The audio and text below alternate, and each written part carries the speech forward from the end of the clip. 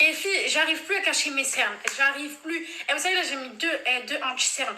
J'ai tous les anti-cernes possibles au monde et j'arrive pas à les cacher, ça me saoule. Je fais quoi en fait? Regardez, en fait, c'est creux, c'est.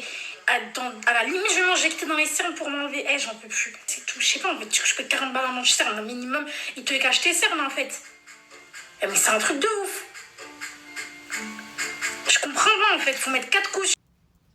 Ah là là, ma belle, je sais ton problème, je l'entends partout, tout le temps. J'ai reproduit ton make-up de ce côté-là et en effet, il y a plein d'erreurs. Parce que comme tu peux le voir, on voit encore plus mon cerne là que là, alors que là, j'ai rien. C'est pas uniquement ton anti-cerne qui est responsable, tu vas voir qu'il y a aussi ton bronzer et d'autres produits, mais attends, je suis formateur make-up, je vais tout expliquer. Écoute bien s'il te plaît, tu vas voir visuellement la différence. Alors déjà, à mon avis, tu n'as pas mis de correcteur. Quand on a des cernes intenses, un correcteur est indispensable. Je pense que tu fais déjà l'impasse sur cette étape. Pour toi qui as une peau plutôt moyenne à foncée, qui a des cernes plutôt sombres, il te faut sûrement un correcteur orange. Moi j'ai mis du jaune parce que j'ai les cernes plutôt violines. Même chose qui va pas, ton anti-cerne est 10 fois trop clair. Regarde la différence entre ton anti-cerne et ton cou ou le reste de ton visage, il est beaucoup trop clair. C'est pas une question de prix. Quand on a des cernes intenses, si tu mets un anti-cerne trop clair, qu'est-ce que tu vas faire? Tu vas venir illuminer cette zone et donc mettre en avant. Regarde déjà là la différence, comme on voit moins le trait par rapport à là.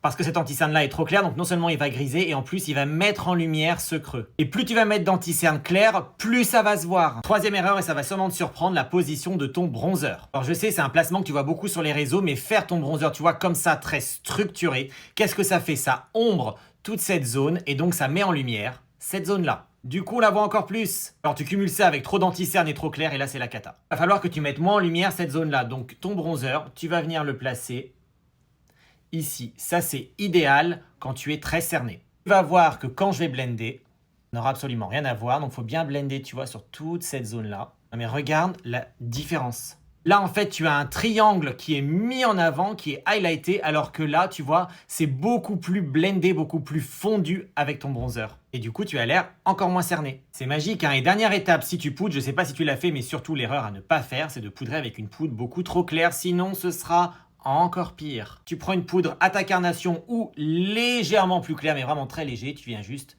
tapoter. Et évite la houppette parce que ça va plaquer. Regarde le résultat. C'est mieux, hein. Trop clair, c'est l'ennemi des cernes.